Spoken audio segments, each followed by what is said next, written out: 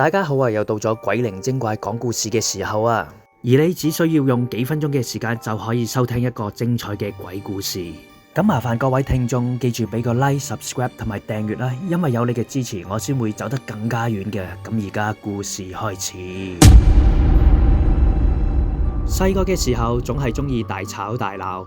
仲記得有一次唔覺意跌咗粒糖，搞到自己好唔開心，跟住仲要俾媽咪鬧我，話我點解咁唔小心，跟住我隻眼就不斷係咁流眼淚。當我每一次俾媽咪責備或者唔開心嘅時候，我都會第一時間攬住我嘅婆婆。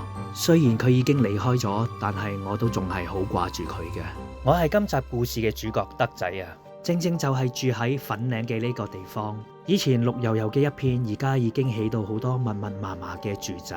而今日我望住窗外，突然間諗起我同婆婆發生嘅一件往事。德仔，唔好跑咁快啊，小心有車啊！知道啦，婆婆，我會睇車噶啦。快啲企翻入嚟，唔好企咁出啊，好危險噶。就係呢一次嘅撞擊奪去咗一個少女嘅生命，而事後呢位司機被驗出酒後駕駛，導致到呢單意外嘅發生。危險駕駛引致他人死亡，呢位司機被重判5年。但係咁樣又有乜用啊？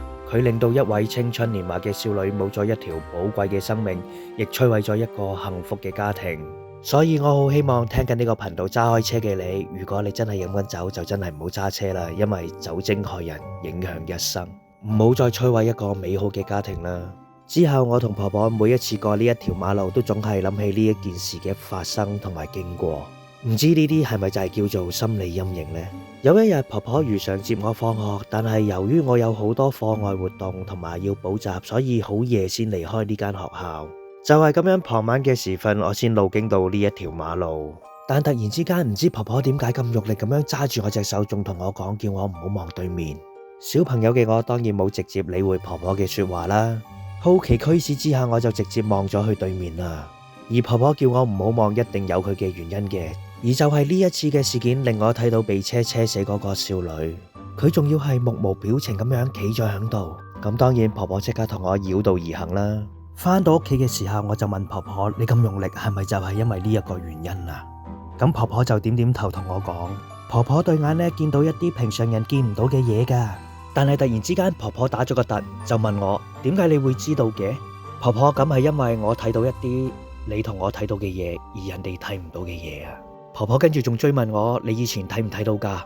我之前乜都睇唔到噶，但係呢次事件之後就睇到啦。婆婆，你會唔會遺傳咗陰陽眼俾我啊？咁我婆婆就諗啦，會唔會頭先揸我隻手揸得緊得滯，將個陰陽眼傳咗俾我呢？咁當然大家都唔知道究竟呢個係咪真正嘅原因。但係我就已經多咗一對陰陽眼啦。咁個故事嚟到呢度之際，希望各位聽眾俾個 like、subscribe 同埋訂閱啦，因為有你嘅支持，我先會行得更加遠嘅。唔好吝嗇你哋嘅 like，多謝晒。咁而家故事繼續開始。到咗第二日，我如常返學放學，婆婆亦都喺呢個時間嚟接我。我哋依舊都係見到被車車死嗰個少女企咗喺度，佢仍然都係目無表情，但係佢面上出現咗多一樣嘢，就係七孔流血。咁究竟佢知唔知道自己因為交通意外而去世呢？定抑或無常仲未嚟接佢啊？時間一日一日咁樣過去，眨下眼又到咗1個禮拜之後，我左望右望，再見唔到呢位因為交通意外去世嘅少女嘅蹤影啦。跟住我就問婆婆：點解佢唔喺度嘅？婆婆就話：可能佢已經俾無常接走咗呢，所以唔需要太擔心。或者婆婆真係講得冇錯，自此之後我真係一路都冇再見過佢啦。而呢件事之後，隔咗幾個月，我見到婆婆同一個陌生嘅伯伯喺度傾偈，跟住我就問婆婆：咦，呢個伯伯係邊個嚟噶？婆婆就同我講：咩，你唔認得佢咩？講完呢句說話之後，婆婆繼續同呢個陌生嘅伯伯有傾有講，有講有笑，仲講得好開心添。佢哋個感覺就好似拍緊拖咁樣，真係有啲奇怪啊！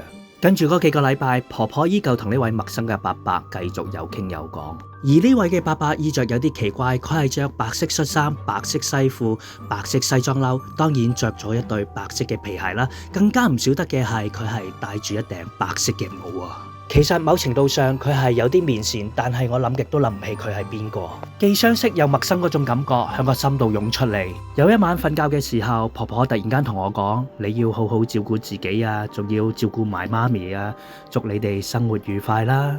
唔知道點解婆婆同我講完呢番說話之後，我啲眼淚就由眼裏邊度流出嚟啦，而內心亦有一種不祥嘅預感，希望唔好真係有啲咩事發生啦。而我瞓到半夜嘅時候，突然間有啲好急尿嘅感覺。當我起身去廁所嘅時候，突然間見到一個陌生嘅伯伯坐咗喺我哋個梳化度。咁我心諗，吓，佢唔係人嚟嘅咩？原來佢係鬼魂嚟噶，怪唔之得佢坐咗喺我哋個梳化度啦。咁即係話我之前見嗰個陌生伯伯，原來一直唔係人嚟噶。而當我同佢對到眼嘅時候，佢笑一笑就已經消失咗啦。但係唔知點解我冇一種驚嘅感覺，相反仲覺得好親切添。而第二朝我起身嘅時候，諗住叫醒婆婆食早餐，但係婆婆點叫極佢都唔醒。呢一刻我知道婆婆已經離開咗我哋啦。就係咁樣，婆婆響佢90高齡嘅時候就已經離開咗我哋一家人。而我仲記得響婆婆嘅靈堂上，有好多親朋戚友前來拜祭，亦有好多親朋戚友前來瞻仰遺容。而亦因為婆婆遺傳咗對陰陽眼俾我，所以我見到婆婆坐咗喺佢嘅靈堂上。而當然嗰一刻我冇騷擾我婆婆啦，因為怕啲人以為我係傻咗啊。而我仲記得每一位親戚朋友前來鞠躬嘅時候，婆婆都還以一個微笑。當我再凝視婆婆嘅時候，突然間我見到嗰位陌生嘅伯伯就坐咗向婆婆隔籬，佢哋仲對住我笑同埋揮手道別。而當婆婆嘅身後事完結咗冇幾耐，有一日我無所事事翻開本相簿睇嘅時候，就發現原來陌生嘅伯伯就係我婆婆嘅老公，亦即係話其實佢就係我公公。但係點解我又唔認得佢呢？係因為公公喺我好細個嘅時候已經離開咗我哋，所以我係一啲印象都冇。開頭仲以為佢係歐運使者而帶婆婆走，但係諗深一層，原來佢係接我婆婆去另外一個世界。就係咁樣，呢件咁奇妙嘅事就發生喺我嘅身上啦。我亦得到婆婆嘅遺傳，得到一對陰陽眼。自此之後，我久唔久都會睇到啲靈體。如果你係我，又中唔中意呢一對陰陽眼呢？好啦，今日個故事就講到呢度啦。歡迎收聽《鬼靈精怪講故事》第35集嘅粉嶺陰陽眼婆婆。咁中意呢條片嘅，記住俾 like、subscribe 同埋訂閱啦，因為有你嘅支持，我先會行得更遠嘅。